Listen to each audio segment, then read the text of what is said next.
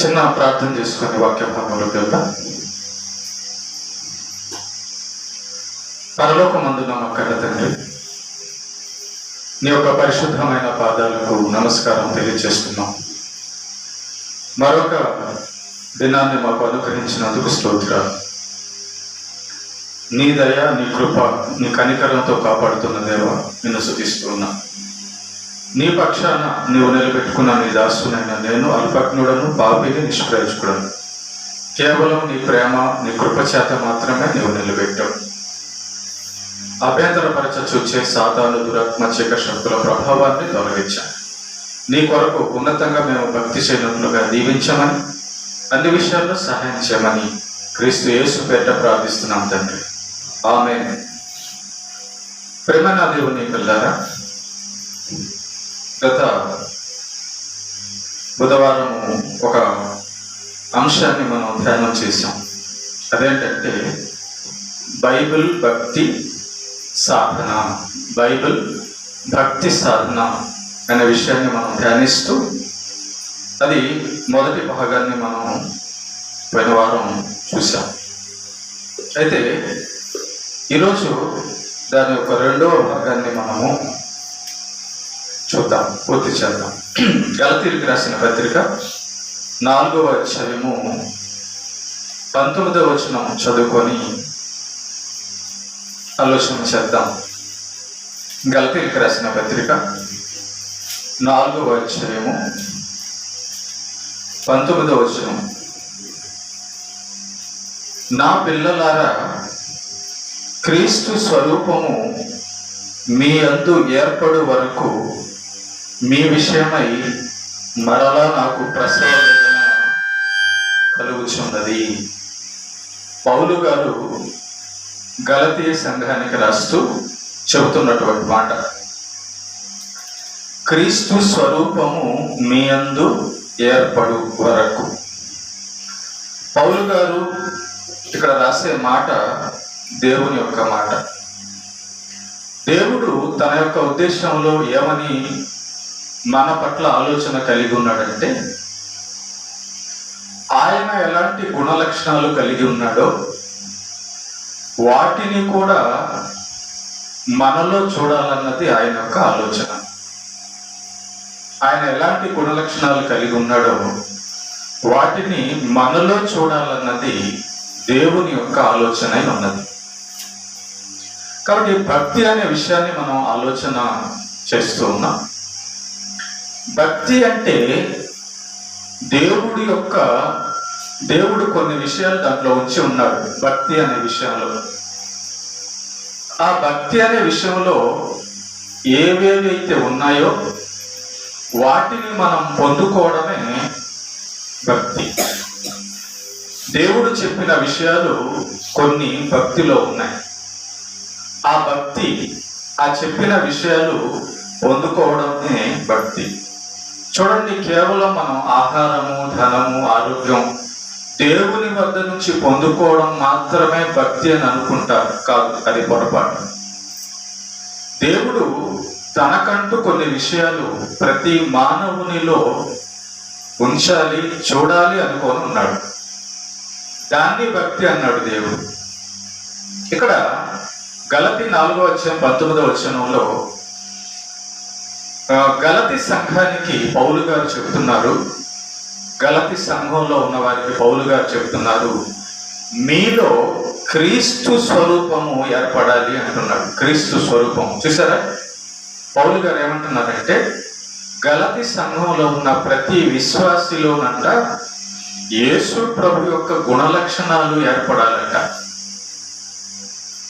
దాన్ని భక్తి అంటున్నాడు దేవుడు. భక్తి అనే దాంట్లో కొన్ని విషయాలు ఉంటాయి. ఆ విషయాలన్నీ కూడా మనలో ఏర్పాటు చేసుకున్నప్పుడు అప్పుడు మనము భక్తి చేస్తున్నాము అని అర్థం. దేవుడు మనలో ఏ ఏ విషయాలైతే చూడాలనుకుంటున్నాడో వాటిని మనలో ఏర్పాటు చేసుకోకుండా వచ్చిపోతుంటే మనం భక్తి చేస్తున్నామని అర్థమే కాదు. అసలు భక్తి చేయడం లేదని అర్థం. ఏదో దేవుడి దగ్గరకు వస్తే ఏదో ఇస్తాడని చెప్పి వచ్చిపోతున్నామని అర్థం. కాబట్టి భక్తి చేసే వాళ్ళు ఖచ్చితంగా దేవుడు చెప్పినటువంటి విషయాలు తమలో ఏర్పాటు చేసుకోవాలి. ఏ ఏ విషయాలు ఏర్పాటు చేసుకోవాలో చూద్దాం. ఏ ఏ విషయాలు ఏర్పాటు చేసుకోవాలంటే, దేవుడు మనకు ఏ ఏ విషయాలు ఏర్పాటు చేసుకోవాలని చెప్తున్నాడో ఆ విషయాలు ఖచ్చితంగా మనలో ఆయన చూడాలనుకుంటున్నాడు. కాబట్టి మనలో ఆ విషయాలు ఏర్పాటు చేసుకోవడమే భక్తి.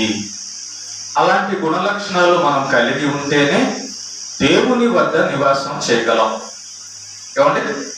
కాబట్టి మనలో దేవుడు ఏ ఏ విషయాలు చూడాలనుకుంటున్నాడు భక్తిలో అంటే, అదే గలతీయులకు రాసిన పత్రిక 5వ అధ్యాయము 19 నుంచి మనం కానీ చూస్తే ఇక్కడ 2 విషయాలు మనం గమనించగలం.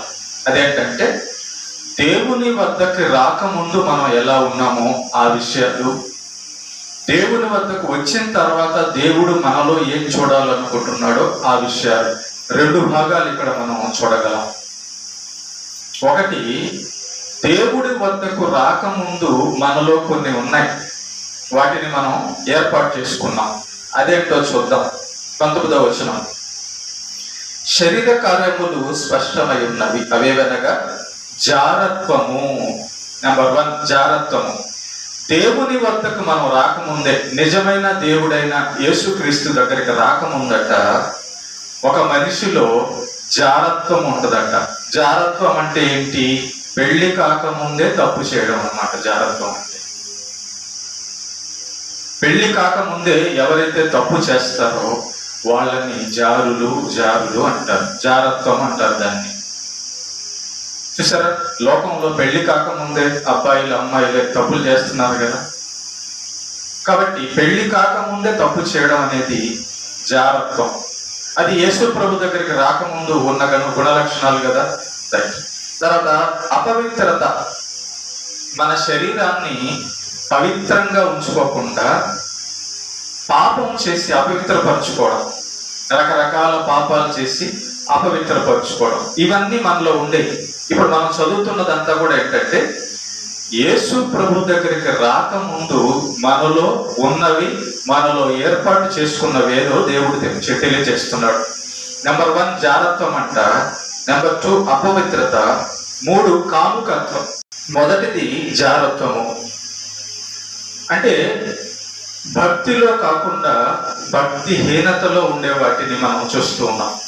2 రకాలని చెప్పాను కదా. దేవుడి దగ్గరకు వచ్చిన తర్వాత భక్తి చేస్తుంటే వాటిలో ఏమేమి ఉండాలో, దేవుడి దగ్గరికి రాకముందు ఒక మనిషిలో ఏమేమి ఉంటాయో అది మనకు తెలియజేస్తున్నాడు. కాముకత్వము. కాముకత్వం అంటే ఎప్పుడు కూడా ఎవరితో ఒకరితోనూ తప్పు చేయాలి అనే కోరిక కలిగి ఉండడం కాముకత్వం. తర్వాత విగ్రహారాధన. విగ్రహారాధన అంటే దేవుడు కాని వాటిని పూజించడము ఒకటైతే, దేవుడి కంటే ఎక్కువగా దేన్ని మనం ప్రయోగిస్తామో అది కూడా విగ్రహారాధనే. మనం అనుకుంటామేమో ఒక బొమ్మను పెట్టుకొని పూజిస్తేనే విగ్రహారాధన అనుకుంటే తప్పు.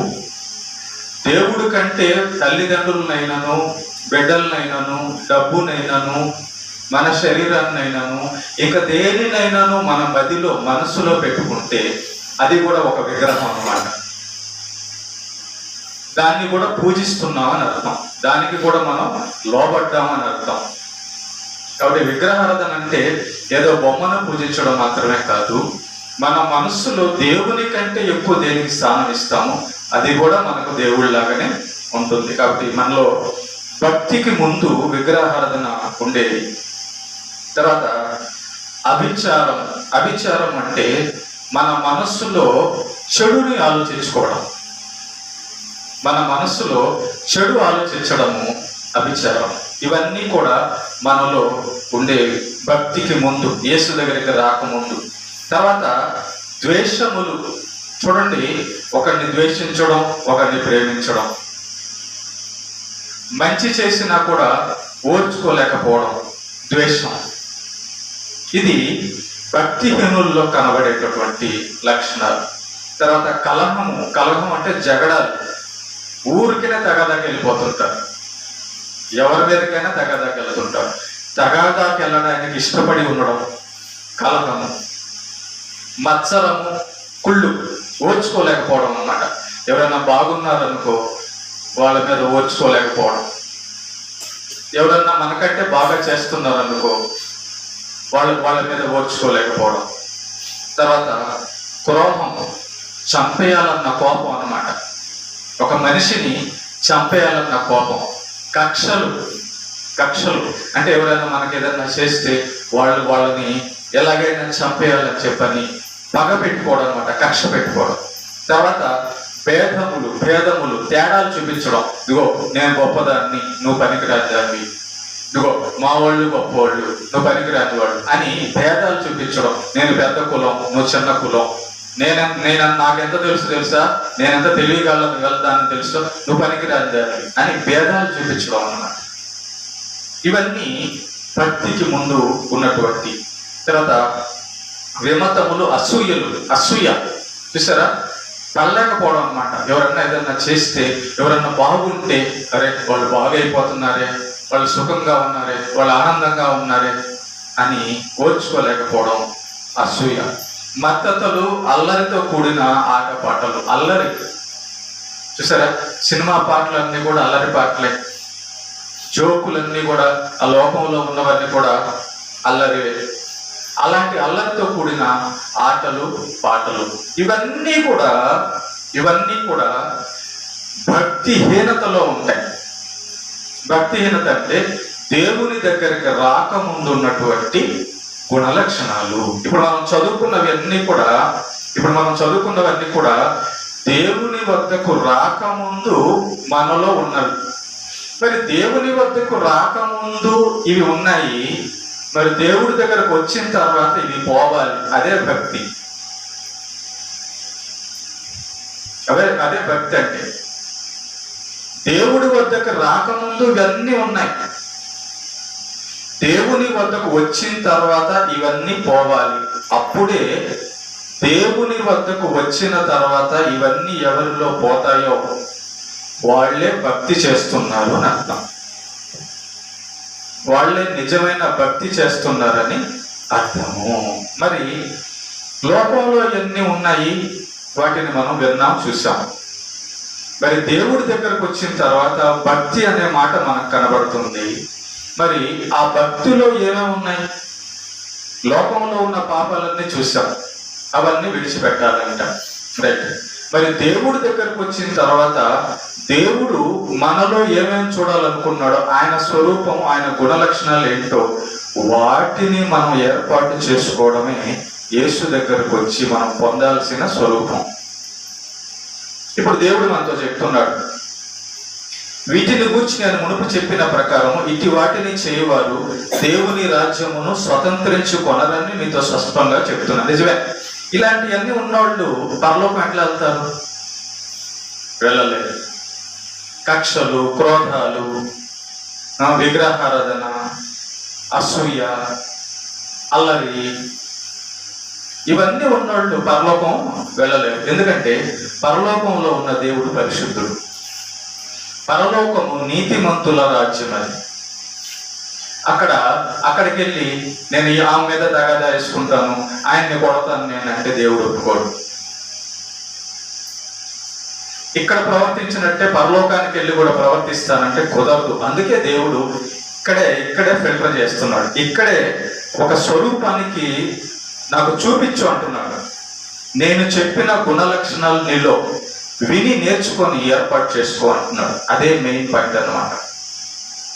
మనం ఇక్కడ వస్తున్నాము, కూర్చుంటున్నాము, కానీ దేవుడు మనలో ఏమి చూడాలనుకుంటున్నాడో వాటిని మన జీవితంలో చూపించకపోతే, ఏర్పాటు చేయకపోతే మరి దేనికి మనం వస్తున్నట్టు మందిరానికి? బయట ఉన్న వాళ్ళల్లో భక్తిహీనత ఉంది. ఆ బయట ఉన్న వాళ్ళల్లో ఈ గుణలక్షణాలన్నీ, పాపపు గుణలక్షణాలన్నీ ఉన్నాయి. వాళ్ళందరూ నరకానికి వెళ్తారు. ఆ నరకానికి వెళ్ళే వారిలో ఉన్న గుణలక్షణాలన్నీ పరలోకానికి వెళ్ళే మనలో కూడా ఉంటే ఇక మనం ఏం వెళ్తాం? పరలోకానికి మనం వెళ్ళము. కాబట్టి దేవుడు ఏం చెప్తున్నాడంటే, ఆయన కొన్ని చెప్పాడు చూడండి, అవి మనలో ఏర్పాటు చేసుకోవాలట. అవేంటో ఇప్పుడు చెప్తున్నాడు చూడండి ఒకసారి, 22వ వచనం. అయితే ఆత్మ ఫలమేమనగా, చూసారా, భక్తి అంటే ఏంటంటే మన లోపల ఉన్నటువంటి ఆత్మ కొన్ని గుణ లక్షణాలను పొందుకోవడం. దేవుడు చెప్పినటువంటి గుణ లక్షణాలను మన శరీరము, మన ఆత్మ ఏర్పాటు చేసుకోవడమే భక్తి. ఫలాలు ఫలించాలన్నమాట. ఒక చెట్టు వేసిన తర్వాత ఆ చెట్టులోంచి కాయలు ఎలాగైతే మనం ఎదురు చూస్తామో, దేవుణ్ణి మనం నమ్ముకున్న తర్వాత మనలోంచి దేవుడు ఇవన్నీ ఎదురు చూస్తాడనమాట. ఇలా ఉండాలి, ఇవన్నీ ఉండాలి, ఇవి ఉన్నాయా లేవా, లేకపోతే ఏర్పాటు చేసుకో అన్నది దేవుడి యొక్క మాట. రైట్. ఆత్మఫలం ఏమనగా, నెంబర్ 1 ప్రేమ. దేవుడి వద్దకు రాకముందు మనము కొంతమందిని, మన ఇంట్లో వాళ్ళని ప్రేమించాము, బయట వాళ్ళని మనం ప్రేమించాం, మనకు నచ్చిన వాళ్ళని ప్రేమించాము, మనకు నచ్చిన వాళ్ళని ప్రేమించాం. కానీ దేవుడి దగ్గరకు వచ్చేసిన తర్వాత ఎట్లాంటిదంటే, దేవుడు పక్షపాతి కాడు. ఒకరిని బాగా చూసుకొని ఇంకొకరిని నువ్వు చేదరిస్తున్నావు అనుకో, నీలో భక్తి లేదని అర్థం. ప్రేమ, నిన్ను కూడా, నీ కోసం యేసుప్రభు రక్తం కార్చాడు, నా కోసం కూడా యేసుప్రభు రక్తం కార్చాడు, అంతే కదా. ఒకసారి ఆలోచించండి. నువ్వు ఎన్ని పాపాలు చేసినా నీ కోసం రక్తం కార్చాడు, నేను ఎన్ని పాపాలు చేసినా నా కోసం కూడా రక్తం కార్చాడు. అంటే ప్రేమ సమానమైనది. దేవుని ప్రేమ సమానమైనది. అంటే ఏ మనిషినైనా కూడా దేవుని ప్రేమతో సమానంగా ప్రేమించే ప్రేమ మనలో ఏర్పాటు చేసుకోవడమే భక్తి. నీ బిడ్డలకి ఎలాగైతే నువ్వు అన్నం పెడతావో, లేనోరికి కూడా నువ్వు అన్నం అలాగే నీ బిడ్డల్లాగా చూసుకోవడమే ప్రేమ. అది దేవుడి యొక్క లక్షణం. వర్షం అందరి మీద పడుతుందా, కొందరి మీద పడుతుందా? ఎండ అందరి మీద పడుతుంది. కాబట్టి దేవుడి ప్రేమలో మామిడికాయ చెట్టు వేస్తే కొందరికే వస్తుందా, అందరికి వస్తుందా? అందరికి వస్తుంది. నీళ్లు తాగితే కొంతమందికే దాహం తీరిద్దా, అందరికి తీరిద్దా? అందరికి తీరుతుంది. అన్నం తింటే కొంతమందికే కడుపు నిండిద్దా, అందరికి నిండిద్దా? అందరికి. చూసారా, దేవుడు ఏర్పాటు చేసినటువంటి వస్తువుల్లో కానీ, దేవుడు చూపించే ప్రేమలో కానీ పక్షపాతం ఏమి కూడా ఉండదు. అలాంటి పక్షపాతం లేని ప్రేమ మనలో ఏర్పాటు చేసుకోవడమే భక్తి. అదే దేవుని ప్రేమ. లోక ప్రేమ కాదు. లోక ప్రేమ అయితే చూడండి, తల్లిదండ్రులను వదిలేసేసి అబ్బాయితో వెళ్ళిపోద్ది ఒక అమ్మాయి, అది లోక ప్రేమ. మరి తల్లిదండ్రులు వాళ్ళు పోతే పోయారు, దాన్ని ప్రేమ అంటారు వాళ్ళు. కాదు, దేవుడు ప్రేమ ఎవరిని బాధ పెట్టదు. కాబట్టి మనలో దేవుని ప్రేమ ఏర్పాటు చేసుకోవాలంట, నెంబర్ 1. నెంబర్ 2 సంతోషం. సంతోషం అంటే మీరేమనుకుంటారంటే, డబ్బు ఉంటే సంతోషము, అన్నం ఉంటే సంతోషం, ఆరోగ్యం ఉంటే సంతోషం. అది మాత్రమే కాదు, లేకున్నా కూడా దేవుడి దగ్గర సంతోషంగా ఉండాలి.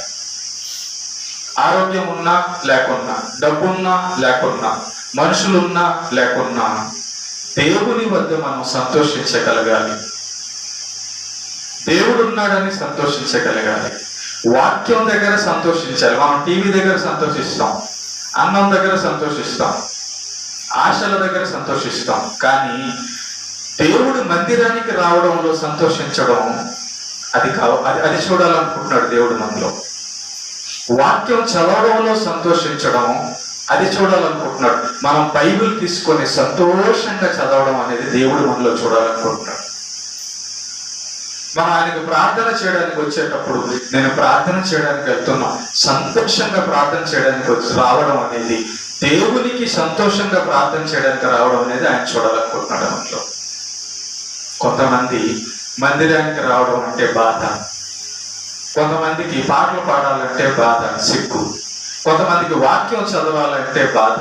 చూసారా, సంతోషం ఉండదు. అది అంత కట్ట డబ్బు పెట్టుకొని ఇది తీసుకోరా అంటే ఇయ్యా అంటాడు. చూసారా? వెంటనే బంగారం డబ్బు ఇస్తున్నాం అనుకో, అదే నాకు అసలు వద్దంటారా, ఇచ్చేయ ఇంకెవరు ఉన్నాయని చెప్తారు. చూసారా? కాబట్టి దేవుని విషయాల్లో మనము సంతోషం చూపించాలి. అది భక్తి అన్నమాట. భక్తిలో ఏమేమి దేవుడు చూడాలనుకుంటున్నాడో వాటిని మనం చూస్తూ ఉన్నాం.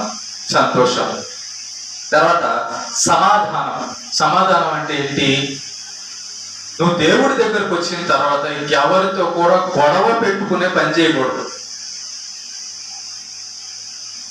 ఇక యేసు ప్రభు దగ్గరికి వచ్చిన తర్వాత, బాప్తిస్మం తీసుకున్న తర్వాత, నువ్వు క్రైస్తవుడు అయిన తర్వాత ఇక నువ్వు గొడవ వేసుకుంటున్నావంటే ఆ పాత ఇంకా నీలో లోపల ఉన్నాయని అర్థం. కక్షలు పాతవి ఉన్నాయి, అవి ఇంకా నీలో ఉన్నాయి, అవి ఇంకా పోలేదని అర్థం. సమాధానం అంటే గొడవ లేకుండా చూసుకోవడం, తగాదా లేకుండా చూసుకోవడం. ఒక ఇద్దరు తగాదా పడుతుంటే వాళ్ళిద్దరిని కలపడం, భార్యాభర్తలు ఇద్దరు గొడవ పడుతుంటే వాళ్ళని కలపడం, అన్నదమ్ములు ఇద్దరు గొడవ పడుతుంటే వాళ్ళని కలపడం, ఇంట్లో వాళ్ళు లేదా బయట వాళ్ళు ఎవరైనా గొడవ పడుతుంటే ఎందుకమ్మా గొడవ పడతాం అని వాళ్ళిద్దరిని కలపడమే సమాధానం. అది మనలో ఉండాలి. చూడండి, గుణలక్షణాలు. మనం భక్తి అనే దాంట్లో దేవుడు మనలో చూడాలనుకుంటున్న గుణలక్షణాలన్నీ కూడా ఇవి. మూడవది సమాధానము. నాలుగవది దీర్ఘశాంతము. ఒకడు ఏదన్నా అన్నాడు అనుకో, నోరు జారి ఒకడు ఏదైనా అన్నాడు అనుకో, తిరిగి మనల్ని మాత్రం రెండు మాటలు అనకూడదు. శాంతంగా ఉండాలి. ఒకరు మనల్ని తిట్టినా కొట్టినా శాంతంగా ఉండాలి, ఓర్చుకోవాలి. యేసు ప్రభు మన కోసం సిలువలో శాంతం చూపించాడు. నిన్ను నన్ను రక్షించడానికి దేవుడు శాంతం చూపించాడు కాబట్టి మనం రక్షణ పొందాం. అదే ఆయన మీద ఒక దెబ్బ పడంగానే ఆయన తిరిగి కొట్టాలనుకుంటే ఎంతసేపు? ఆయన్ని మేకులు గుచ్చేటప్పుడు ఆయన కత్తి పెట్టి నరికేయాలనుకుంటే ఎంతసేపు? కాబట్టి నాలుగోదిగా దేవుడు మనలో చూడాలనుకుంటుంది భక్తిలో ఉన్నవి ఏంటంటే, నాలుగోది భక్తిలో ఉండాల్సినవి ఏంటంటే, భక్తి చేసే వారిలో ఉండాల్సినవి ఏంటంటే, నాలుగోదిగా దీర్ఘశాంతం అంటే చాలా ఓర్పు అని అర్థం. చాలా ఓపిక పట్టడం. మీలో కొంతమంది అంటుంటారు, ఎన్ని రోజులు నేను ఓపిక పట్టేది,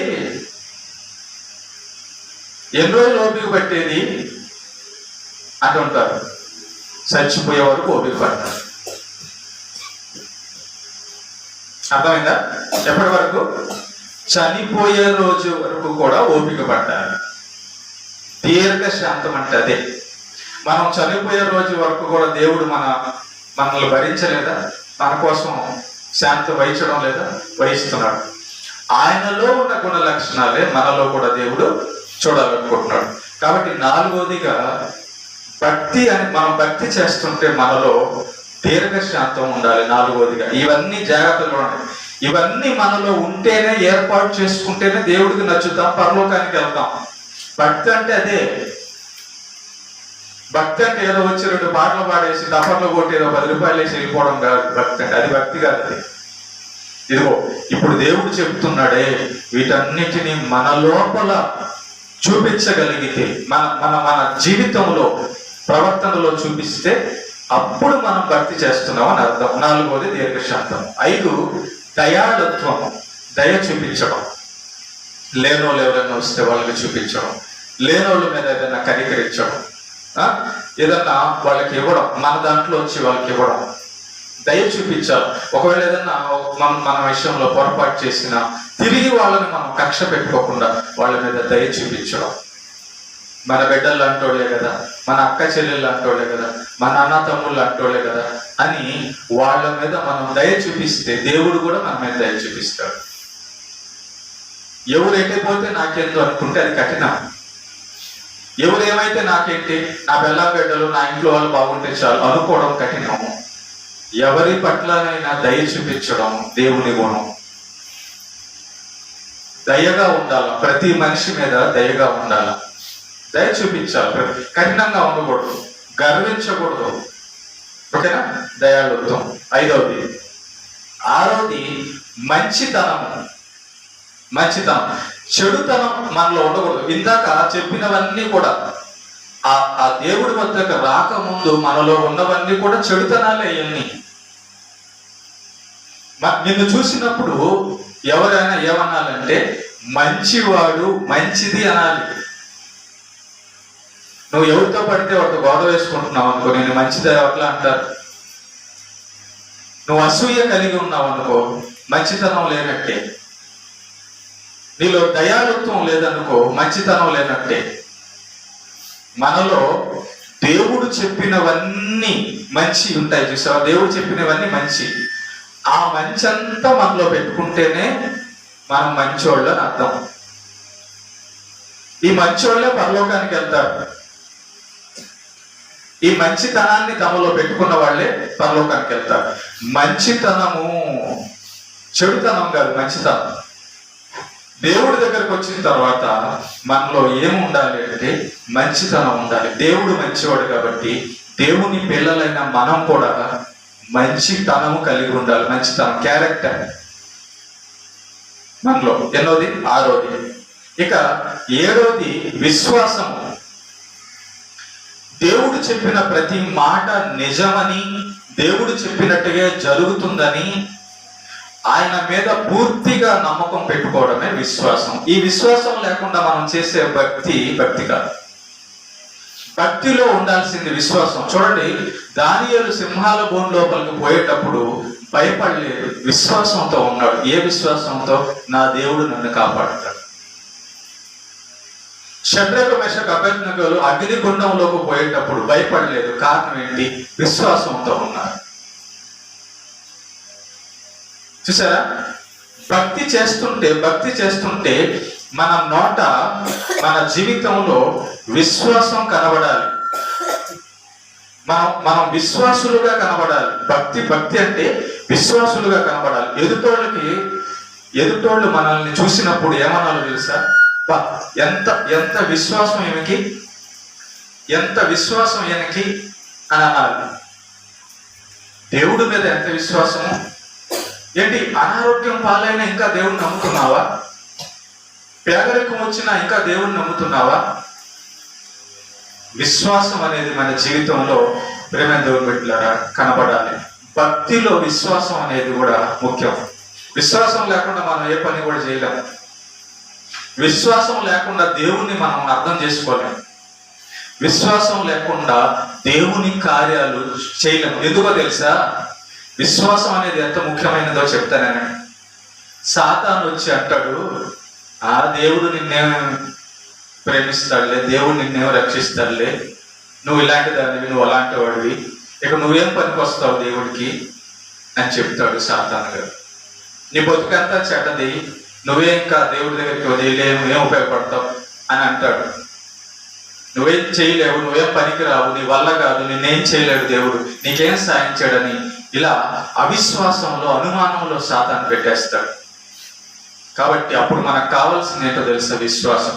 నా దేవుడు నన్ను కాపాడుతాడు, నా దేవుడు నన్ను నడిపిస్తాడు, దేవుడు చెప్పిన పరలోకం ఉంది, దేవుడు చెప్పిన నరకం ఉంది, దేవుడు చెప్పిన విషయాలు నేను నీతిగా పాటిస్తుంటే దేవుడు నన్ను రక్షిస్తాడు. ఆ విశ్వాసం దేవుడు దగ్గర నుంచి వచ్చే విశ్వాసం మన దగ్గర ఉండాలి. దేవుడి మీద మన విశ్వాసం ఉండాలి. దేవుడి మీద మన విశ్వాసం ఉండాలి. అప్పుడు సాతాను గాని, మనుషులు గాని ఎవరు ఏమి చేయలేరు. గుర్తుపెట్టుకోండి, దేవుడు ఎలాగైతే మనల్ని కాపాడాలనుకుంటాడో సాతాను కూడా మనల్ని నాశనం చేయాలనుకుంటుంటాడు. సాతాను మనల్ని నాశనం చేయాలనుకుంటుంటాడు. కాబట్టి విశ్వాసం లేకుండా దేవుని కార్యాలు చేయలేము.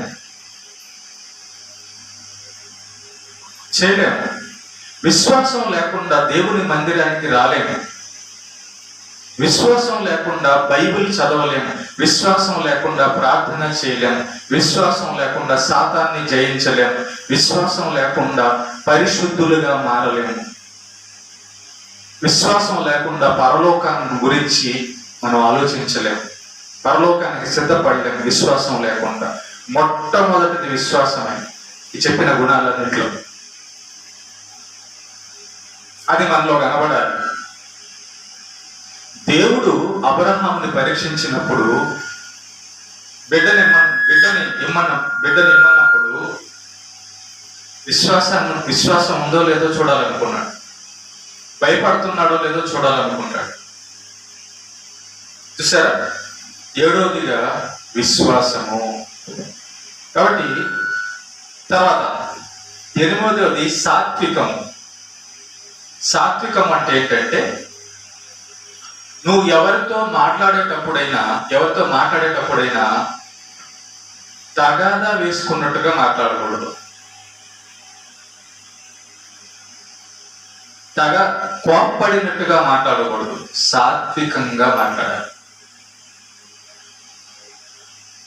చూడండి, కొంతమంది ముక్కోపిలు ఉంటారు, కోపిష్ఠులు ఉంటారు, మూర్ఖులు ఉంటారు, అజ్ఞానులు ఉంటారు, భక్తిహీనతలో. సాత్వికము అంటే ఏంటంటే మనం మాట్లాడేటప్పుడు ఎదుటి వాని దగ్గర కోపం ప్రదర్శించకుండా, ద్వేషం ప్రదర్శించకుండా సాత్వికంగా మాట్లాడాలి. ఇదిగో అమ్మా ఇది చెయ్యి, ఇదిగో ఇది చెయ్యి, మంచిగా మాట్లాడాలి. సాత్వికంగా ఈ విధంగా ఇదిగో తీసుకో, ఈ విధంగా చెప్తాం, ఈ విధంగా చేద్దాం. అది సాత్వికం అన్నమాట.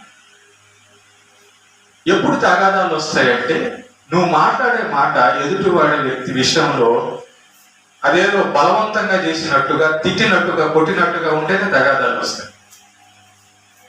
ప్రేమగా మాట్లాడితే, సాత్వికంగా మాట్లాడితే తగాదా ఎందుకు ఉంటుంది? మనం మాట్లాడే మాట సాత్వికంగా ఉండాలి. ఎదుటివాడు మనల్ని ఏమన్నా తిట్టినా కూడా మనం సాత్వికంగా సమాధానం చెప్పగలిగి ఉండాలి. యేసు ప్రభువుని ఎంతో మంది తిడుతున్నారు, అప్పుడు యేసు ప్రభు తిరిగి బూతులు తిట్టలేదు. యేసు ప్రభువుని కొట్టేటప్పుడు యేసు ప్రభు తిరిగి కొట్టలేదు, సాత్వికం చూపించాడు. చూడండి, మన ఇంట్లో ఒక కుక్కను పెంచుతుంటే దాన్ని ఒక దెబ్బ కొట్టినా, ఆ కొట్టాడు కదా నా యజమాని చెప్పని వెళ్ళిపోదు, మళ్ళా తిరిగి వచ్చేస్తుంది, మన దగ్గరికి వస్తారు. విశ్వాసం దాంట్లో కూడా ఉండదు. ఆ కుక్కకు కూడా విశ్వాసం ఉంటుంది, నా యజమాని నాకు అన్నం పెడుతున్నాడని. నీలో విశ్వాసం ఉంటే దేవుణ్ణి కనుగొంటావు. ఎలాగా?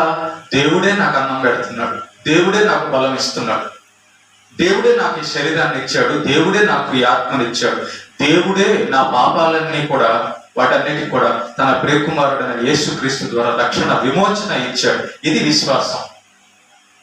నువ్వు యేసు ప్రభు శిలువ త్యాగాన్ని గుర్తించడమే విశ్వాసం. ఇవన్నీ నేను పరలోకం వెళ్ళాలంటే ఇదిగో దేవుడు చెప్పిన ఈ భక్తిలో ఉన్న గుణలక్షణాలన్నీ నాలో ఉండాలన్నమాట, నాలో చూడాలన్నమాట దేవుడు అని ఏర్పాటు చేసుకోవడమే విశ్వాసం. ఎలా పడితే అలా పరలోకం ఎట్లా వెళ్తాం? కాబట్టి 8వది సాత్వికము. ప్రతి మనిషితో మనం మాట్లాడేటప్పుడు సాత్వికంగా మాట్లాడాలి. ఇంకొకటి, ఎవరైనా మనతో మాట్లాడేటప్పుడు వాళ్ళు చెప్పేదంతా పూర్తిగా వినాలి. వాళ్ళు చెప్పడం అయిపోయిన తర్వాత మనం మాట్లాడాలి. కొంతమంది వాళ్ళు చెప్తానే ఉంటారు, మధ్యలో టకాన్ని మాట్లాడతారు. వాడేం చెప్పాడు అర్థం కాదు, నువ్వేం చెప్పావు అర్థం కాదు. వాడు చెప్పేది పూర్తి కాదు, నువ్వు చెప్పేది పూర్తి కాదు.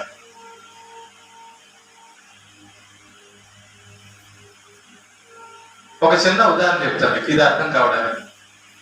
ఒక ఆమె కూర వండుతుంది, ఓకేనా? కూర వండుతా ఉంది. పచ్చి కూరగాయలన్నీ మొత్తం కూరగాయలు ఏదో కూరగాయలు మొత్తం ముక్కలు కట్ చేసేసి దబరలో పెట్టి పొయ్యిలో పెట్టి దాంట్లో ఉప్పు కారం అదంతా వేసి మొత్తం చేసి మళ్ళీ ఉడకాలి కదా, కూర అంతా ఉడకాలి కదా.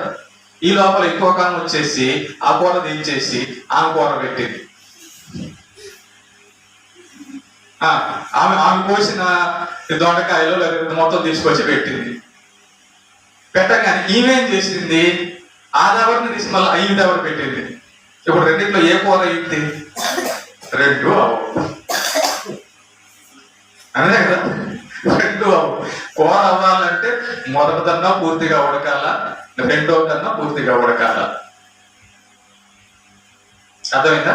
కాబట్టి సాత్వికము, ఎదుటి వాళ్ళు ఏదన్నా చెప్పేటప్పుడు పూర్తవని, అది చెప్పేదంతా వినిన తర్వాత అమ్మ అయిపోయింది, అయ్యా అయిపోయిందా, అయిపోయింది, ఇప్పుడు నువ్వు మాట్లాడు, దాన్ని సాత్వికం అంటారు. వాళ్ళు చెప్పే వరకు ఓర్చుకోవాలి. మనం మాట్లాడేటప్పుడు సాత్వికంగా మాట్లాడాలి. 8వది, చివరిది ఆశా నిగ్రహం. 9వది ఆశా నిగ్రహం అంటే ఏంటంటే లోకము తింటుంది, తాగుతుంది, సుఖపడుతుంది. అది అన్యాయంగా సుఖపడుతుంది, అన్యాయంగా పొందుకుంటుంది. అంటే దాంట్లో న్యాయం లేకుండా అన్యాయంగా ఆశిస్తుంది అన్నమాట. అరే ఇది తప్పు, జనాల్ని మోసం చేయకూడదు, ఇది తప్పు, ఇలాంటివి అమ్మకూడదు, ఇది తప్పు, ఇలాంటిది తాగకూడదు, ఇది తప్పు, ఇలాంటివి చేయకూడదు అని కంట్రోల్ చేసుకోకపోవడం అన్నమాట. అంటే మన ఆశని కంట్రోల్లో ఉంచుకోకుండా పోవడం అన్నమాట. ఆశ నిగ్రహం ఉండాలి. దేవుడి దగ్గరికి వచ్చిన తర్వాత దేవుడు మనకు న్యాయంగా అన్నం వచ్చినప్పుడే తినాలి. దేవుడు మనకి న్యాయంగా మనం కష్టపడినప్పుడే, దేవుడు ఇచ్చే డబ్బుతోనే మనం బతకాలి. అంతేగాని నీకు ఆకలేసింది కదా అని వేరే వాళ్ళు పొట్ట కొట్టి, డబ్బులు కొట్టి, దొంగతనం చేసి నీ ఆకలి తీర్చుకోకూడదు. నువ్వు అలా ఆకలి తీర్చుకుంటున్నావంటే నీ మనసుకు కంట్రోల్ లేదని, నీ ఆశలకి హద్దు లేదని అర్థం. ఆశ నిగ్రహము అంటే దేవుడు చెప్పినట్టుగా నీతిగా బతుకుటల్లో మనకు కావలసినవన్నీ న్యాయంగా దొరికే వరకు ఉండడం అంతే. మనం మనం మనం ఆశపడటంలో తప్పు లేదు. అన్నం కావాలని ఆశపడవచ్చు, డబ్బులు కావాలని ఆశపడవచ్చు, కానీ అది న్యాయంగా ఉండాలి. మన వద్దకు వచ్చేది న్యాయంగా ఉండాలి. న్యాయంగా ఉంటేనే అది కరెక్ట్. ఒకవేళ దేవుడు మనకి ఇవ్వడంలో ఆలస్యమైంది అనుకో, దేవుడు ఆలస్యంగా ఇస్తున్నాడు అని చెప్పి తప్పటడుగు వేయకూడదు, కంట్రోల్ లేకుండా ప్రవర్తించకూడదు. ఆశ నిగ్రహము. ప్రార్థనలో గడపాలి, దేవుడిచ్చే వరకు ఉండాలి. ఒక చిన్న ఉదాహరణ చెప్తాను. ఒక పాస్టర్ గారంట దేవుడిని స్కూటీ అడుగుతున్నాడంట, స్కూటీ. ప్రభువా నాకు స్కూటీ ఇవ్వు అని అడుగుతున్నాడంట. అడుగుతా ఉంటే దేవుడు ఎన్ని సంవత్సరాలు, ఎన్ని నెలలైనా ఇవ్వడంలా, దేవుడు అతని ప్రార్థన ఆలకించడంలా. ప్రార్థన చేస్తున్నాడు, నాకు స్కూటీ ప్రభు, బండి ప్రభు అని అడుగుతానే ఉన్నాడు. అడుగుతా ఉంటే దేవుడు ఇవ్వడం లేదట. ఇక ఇతనికి విసుగొచ్చేసి ఒకరోజు ప్రార్థన చేశాడట. ఏంటి ప్రభు, ఇన్ని సంవత్సరాల నుంచి ప్రార్థన చేస్తుంటే నీకు బండి ఇవ్వమని చెప్పని నాకు నీకు అసలు ప్రార్థన చేయపో, నువ్వు మంచోడివి కాదు అని చెప్పి రకరకాలుగా మాట్లాడుతున్నాడట ప్రార్థనలో. అలా ప్రార్థన చేస్తుండగానే ఒక ఆయన వచ్చి అయ్యా ఇదిగో నేను ఒక బండి కొన్నాను, అయితే ఆ బండి కొత్త బండి, నేను వేరే దేశానికి వెళ్ళిపోతున్నాను, ఇది ఎవరికో ఇవ్వడం ఎందుకు, నీకు ఇచ్చేద్దామని చెప్పి నీకు ఇచ్చేస్తున్నాను, పాస్టర్ కదా అని చెప్పి అతను కొత్త బండి తీసుకొచ్చి ఇచ్చేయగానే ఇప్పటి వరకు ప్రార్థనలో దేవుని తిట్టాడు అతను, దేవుడి మీద కోపడ్డాడు, నాకు ఇవ్వలేదు అదే అని చెప్పాడు. ఇక ఆ బండి చూడంగానే, ప్రార్థన చేసిన తర్వాత ఆ బండి చూడంగానే ఎగిరి గంతేసి అప్పుడు అంటున్నాడట, దేవా స్తోత్రం, నువ్వెంత మంచివాడు, నువ్వెంత గొప్పవాడు, మరి ఇందాక చేసిన ప్రార్థన చూడు, అట్లా అంటున్నాడట. అట్లా అనుకొని ఆ ఆనందంలో స్పీడ్గా పోతున్నాడట. అంతే, ముందు నుంచి వచ్చే ఒక లారీ గుద్దేసి బండి పచ్చడైంది, ఆయన కూడా పచ్చడయ్యాడు, చనిపోయాడు. చూసారా, దేవుడు కొన్నిసార్లు మనకి ఏది అవసరం లేదో అది ఇవ్వడం.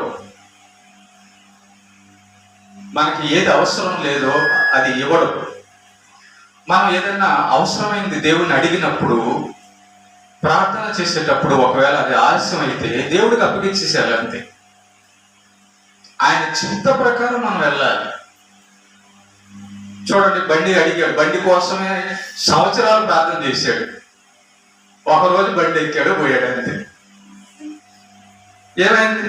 అందుకే దేవుడు ఇవ్వాల, ఆ బండి నీకు వద్దురా బాబు, నువ్వు బండి ఎక్కంగానే 120 పోతావు, స్పీడ్ 120 రేంజ్ చేస్తాడు, అది ఎదురు వచ్చి గుద్దేస్తావు, పోతావు అని చెప్పి దేవుడు అందుకే ఇవ్వడు. ఓకేనా? గుర్తుపెట్టుకోండి. ఒక మాట చెప్పి నేను ముగించేస్తా. దేవుడు మనకంటూ కొన్ని తలాంతులు ఇచ్చుంటాడు. అర్థమైందా? జాగ్రత్త. దేవుడు ప్రతి మనిషికి కొన్ని తలాంతులు ఇచ్చుంటాడు. ఎవరు ఎక్కడ ఉపయోగపడాలో, ఎవరు ఎంతవరకు చేయాలో అంతవరకు చేస్తేనే మంచిది. భక్తిలో ఇవన్నీ మనం చూస్తూ ఉన్నాం. గుర్తుపెట్టుకోండి. నిన్ను శాపలెత్తే పని దేవుడు చూపించాడు అనుకో, అక్కడే ఉండు. నేను కరెంట్లో ఏలు పెడతానంటే షాక్ కొట్టిపోతాను. ఓకేనా? నీవు దేవుడు చేపలు ఎత్తమన్నప్పుడు ఆ చేపల దగ్గరే ఉండాలి. కుర్చీలు వేయమన్నప్పుడు ఆ కుర్చీలు వేసే దగ్గరే ఉండాలి. ఓకేనా? దేవుడు నిన్ను ఎక్కడ పెట్టాడో, ఏ పనికి పెట్టాడో ఆ పని దగ్గరే కాసుకొని ఉండాలి. నిన్ను అభివృద్ధి చేస్తుంటే అది వేరే విషయం. కానీ దేవుడు నీకు అప్పగించకుండా ఆ పనిలో నువ్వు వెళ్ళి వేలు పెట్టావనుకో, నీకు సమస్య వస్తుంది. స్త్రీలు కానీ, పురుషులు కానీ, విశ్వాసులు కానీ, దైవ సేవకులు కానీ ఎవరైనా కూడా దేవుడు వాళ్ళకి ఎంత పరిమితి ఇచ్చాడో ఆ పరిమితి లోపలే పనిచేయాలి. నేను ఒక్కడిని అన్నీ పూసుకుంటానంటే కుదరదు. పోనీ అసలు చేయకుండా ఉంటానన్నా కూడా తప్పే. దేవుడు మనకు అర్థమైపోద్ది. మనం ఏది బాగా చేయగలమో మనకు అర్థమైపోద్ది. కానీ మనకి చేత కాంది కూడా ఏలు పెట్టేసి నేను బాగా చేస్తానని దాన్ని చెడగొట్టకూడదు. అదే వచ్చిన సమస్య. మనకు నిజంగా యథార్థంగా మనం ఉండాలి. ఇది నాకు చేతవు, ఇది నాకు చేత కాదు. మనకు చేత కాంది ఇంకొకరికి చేత అవ్వచ్చు, వాళ్ళకి అప్పగించేసేయాలి. అయ్యా, ఈ పని నాకు చేత కాదు, నువ్వే చేయి. తప్పేముంది తగ్గించుకుంటే? దేవుడు బైబిల్లో ఎన్నో గుణలక్షణాలు చెప్పాడు, వాటిలో తగ్గించుకోవడం కూడా ఒకటి. భక్తిలో తగ్గించుకోవడం కూడా ఒకటి. యేసు ప్రభు శిష్యుల పాదాలు కడిగాడు. నువ్వు ఎప్పుడైనా ఎవరైనా పాదాలు కడిగావా? తగ్గించుకోవడానికి ఇష్టం వల్ల. మనం ఏంది కాలు పట్టుకునేది? ఎవరైనా మన కాలు పట్టుకోవాలి, కానీ మనం వాళ్ళ కాలు, అదే గర్వం ఉంది. నేను చెప్పినట్టు వినాలి, కానీ వాళ్ళు చెప్పినట్టు నేనేదేంది, అదే గర్వం. ఏమో? కాబట్టి ప్రేమని దేవుని బిడ్డలారా, ప్రస్తుతానికి మనం 9 చూసాం, కానీ చాలా ఉన్నాయి బైబిల్లో. భక్తి అనే దాంట్లో దేవుడు కొన్ని విషయాలు పెట్టున్నాడు. ఆ పెట్టినవన్నీ కూడా మనం నేర్చుకోవాలి. ఏమా? కాబట్టి మనం ప్రేమను చూపించాలి. మనము సంతోషాన్ని కలిగి ఉండాలి. మనము సమాధానము కలిగి ఉండాలి. ఏర్పాటు చేసుకోవడానికి దీర్ఘశాంతం కలిగి ఉండాలి, దయాళుత్వం కలిగి ఉండాలి, మంచితనం కలిగి ఉండాలి, విశ్వాసం కలిగి ఉండాలి, సాత్వికం కలిగి ఉండాలి, ఆశా నిగ్రహము కలిగి ఉండాలి, తగ్గింపు కలిగి ఉండాలి. ఇవన్నీ అట మనం ఏర్పాటు చేసుకోవడానికి ప్రయత్నించాలట. మనం దేవుణ్ణి ఏమడుగుతుంటాం? ఆరోగ్యం ప్రభువా, డబ్బులు ప్రభువా, సంతోషం ప్రభువా అని అడుగుతుంటాం. దేవుడు ఏమంటున్నాడు? ఇవి నీలో చూడాలి అంటున్నాడు, ఇవి మనలో చూడాలంటున్నాడు. మరి ఈ రోజు నుంచి ఈ వాక్యం వింటున్న వారందరూ కూడా దేవుడు మనలో చూడాలనుకుంటున్నవి ఏర్పాటు చేసుకోవడమే భక్తి. 9 విషయాలు ఈరోజు మనం విన్నాం. 9 విషయాలు చూడండి. ఒకసారి ఒక చిన్న ఉదాహరణ చెప్పి నేను ముగిస్తాను. బట్టలు వేసుకోవాలనుకుంటున్నాం కదా, 1. అన్నం తినాలనుకుంటున్నాం కదా, 2. నీళ్లు తాగాలనుకుంటున్నాం కదా 3, బాగా చూడాలనుకుంటున్నాం కదా 4, ఇల్లు కావాలనుకుంటున్నాం కదా 5, పని కావాలనుకుంటున్నాం కదా 6, డబ్బులు కావాలనుకుంటున్నాం కదా 7, అందరం మనతో బాగుండాలనుకుంటున్నాం కదా 8. ఇలా చాలా ఉన్నాయి. ఇవన్నీ మనకు కావాలనుకుంటున్నామే, మరి దేవుడు చెప్పినవి అది మెయిన్ అన్నమాట. మనం పరలోకం వెళ్ళాలంటే దేవుడు చెప్పినవి మనలో ఏర్పాటు చేసుకోవాలి, ఏర్పాటు చేసుకొని ఆయనకు చూపించాలి, వాటిని మనుషుల వద్ద ఉపయోగించాలి. ఇవన్నీ మనలో ఉంటే మనం మంచోళ్ళు అయిపోతాం, నీతిమంతులు అయిపోతాం, పరలోకానికి వెళ్తాం.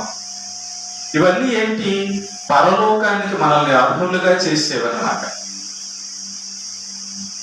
కాబట్టి భక్తి అంటే వచ్చి వెళ్ళిపోవడం కాదు. ఇదిగో దేవుడు చెప్పినవన్నీ కూడా మనలో ఏర్పాటు చేసుకోవడం. ఓహో, ఈ 9 విషయాలు మనలో ఉండాలన్నమాట అని ఆ 9 విషయాలు ఒక్కొక్కటి మన లోపల ఏర్పాటు చేసుకొని చూపించడమే భక్తి. కాబట్టి దేవుడి గురించి చెప్పడం కూడా చాలా ఉన్నాయి కదా. దేవుడి గురించి చెప్పడం కూడా నీ విశ్వాసమే. నీకు విశ్వాసం ఉంటేనే ఎదుటి వాళ్ళకి చెప్పగలవు దేవుడి గురించి. నువ్వు దేవుడిని కనుగొని ఉంటే, తెలుసుకొని ఉంటేనే ఎదుటి వాళ్ళకి చెప్పగలవు దేవుడి గురించి. నువ్వు దేవుడి గురించి చెప్పడం లేదంటే నీకు అర్థం కాలేదని, నువ్వు నమ్మడం లేదని అర్థం. కాబట్టి చాలా ఉన్నాయి భక్తిలో. ఒక్కొక్కటి మనం నేర్చుకోవాలి, ఏర్పాటు చేసుకోవాలి మనం. సరేనా? కాబట్టి భక్తిలో మనం దేవుడు మనకి ఏం చెప్పాడో వాటన్నిటినీ ఏర్పాటు చేసుకోవడానికి ప్రతిదినము మనము ప్రయత్నించాలి. అలా ప్రయత్నం చేయకుండా ఏదో అటు వచ్చి కూర్చొని వెళ్ళిపోతే మనలో దేవుడు చెప్పిన స్వరూపం, గుణలక్షణాలు ఏర్పాటు కావు. అంతే. నువ్వు అన్నం తినలేదనుకో, నీకు ఆరోగ్యం ఎలా వస్తుంది? నీళ్లు తాగలేదనుకో, దాహం ఎట్లా తీరుతుంది? చెప్పులు వేసుకోలేదనుకో, నీ కాళ్ళు ఎలా బాగుంటాయి ముళ్ళు గుచ్చుకోకుండా? అలాగే భక్తి జీవితంలో ఇవన్నీ కూడా మనలో ఏర్పాటు చేసుకోవాలి. అది భక్తి అంటే. ఏమో, దేవునికి మహిమ కలుగును కాక.